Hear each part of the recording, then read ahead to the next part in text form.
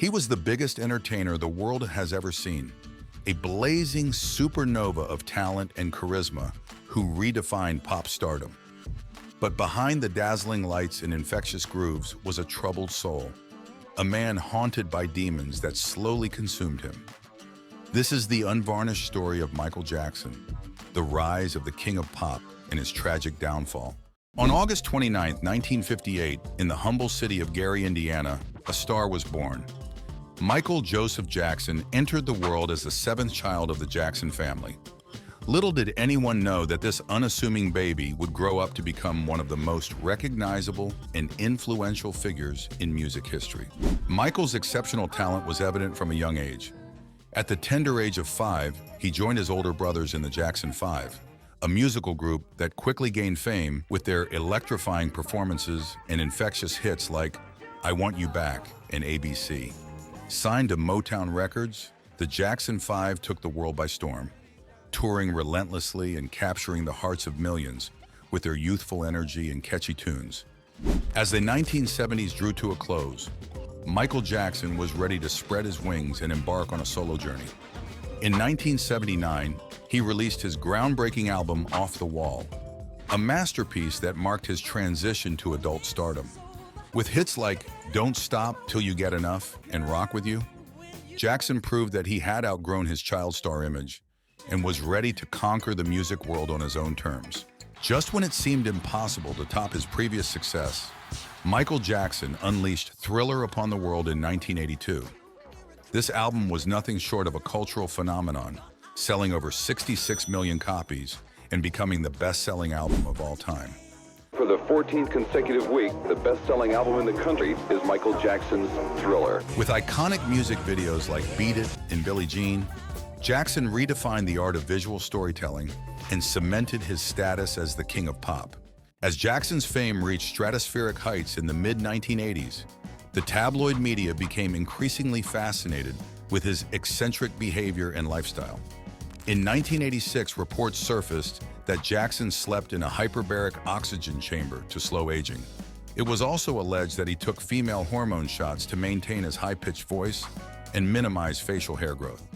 The British tabloid The Sun famously dubbed Jackson Wacko Jacko in 1986, a derogatory nickname he came to despise. The name carried racist undertones originating from a monkey used in baiting matches in the 1820s.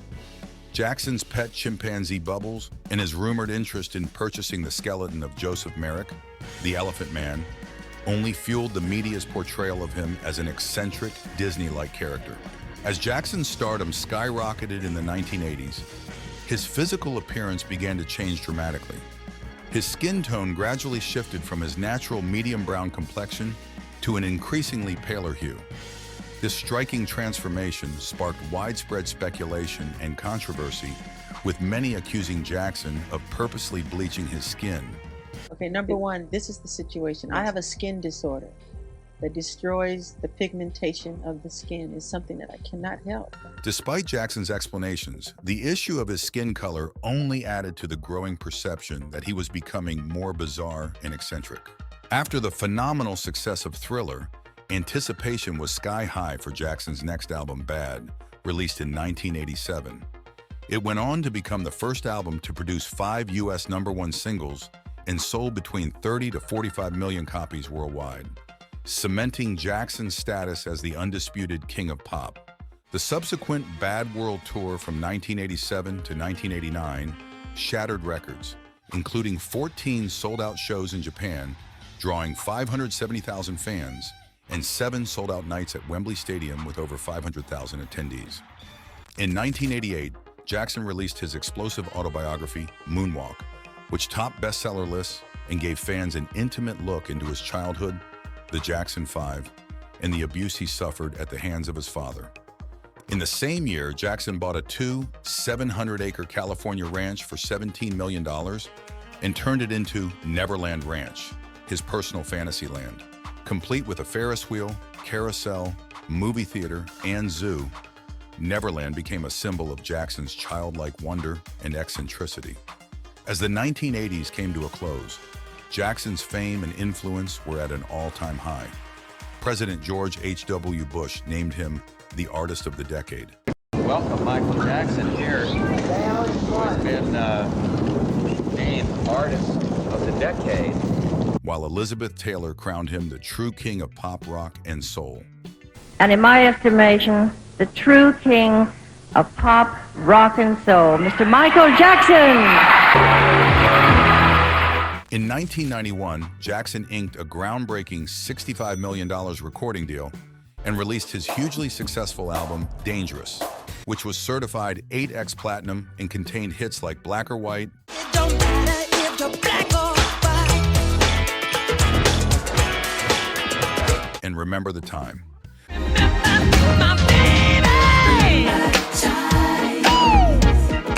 The subsequent Dangerous World Tour from 1992 to 1993 was a global phenomenon, seen by over 3.5 million fans and grossing an incredible $100 million, with proceeds going to Jackson's newly founded Heal the World charitable organization.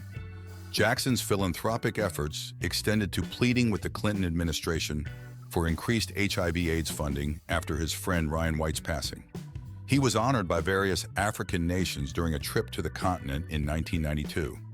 His unforgettable Super Bowl halftime show performance garnered massive ratings, and his candid Oprah Winfrey interview where he discussed his childhood abuse shattered viewing records.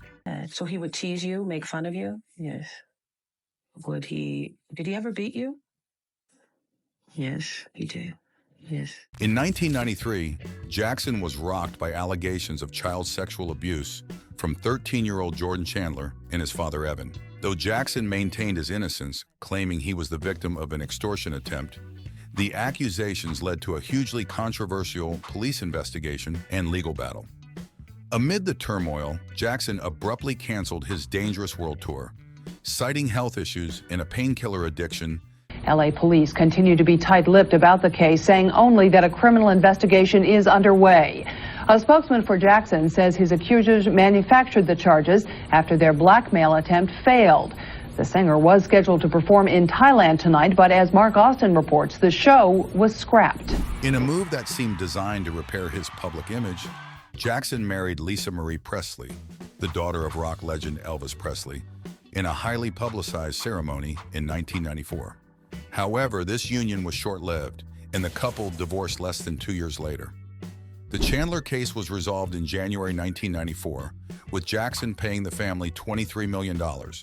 However, his reputation and career were irreparably tarnished. In 1996, Jackson tied the knot with Debbie Rowe, a nurse with whom he had 2 children, Michael Joseph Jackson Jr. and Paris Jackson.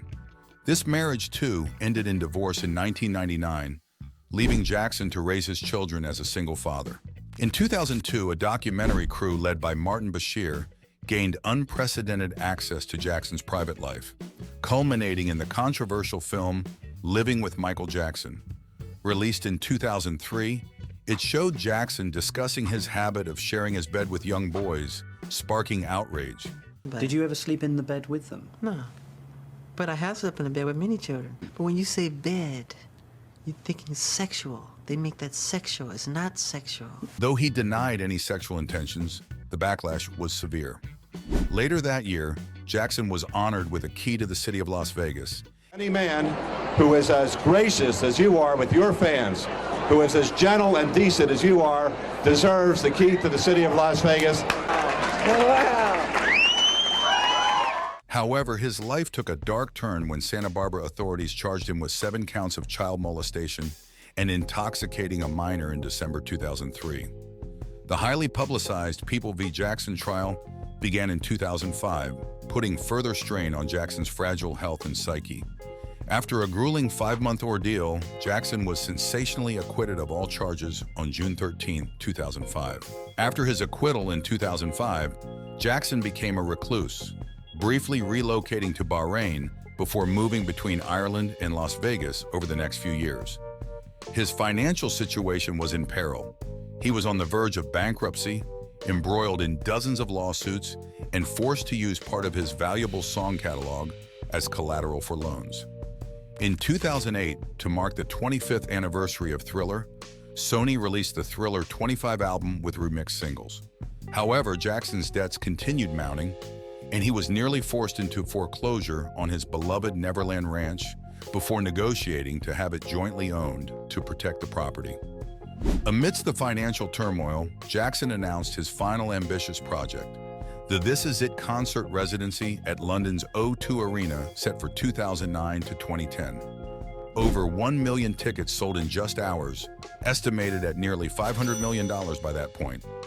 As he prepared for the grueling 50-show run under choreographer Kenny Ortega, Jackson moved back to Los Angeles, where tragically, just weeks before the opening show, his health severely declined. On June 25, 2009, the world was shocked by the tragic news of Michael Jackson's untimely death at the age of 50. The cause was acute propofol and benzodiazepine intoxication administered by his personal physician.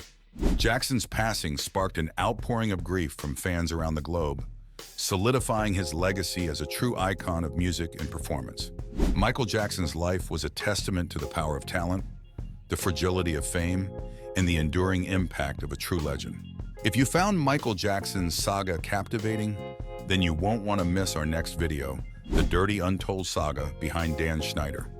Stay tuned as we delve into the controversial figure behind some of Nickelodeon's most popular shows and the scandals that rocked the world.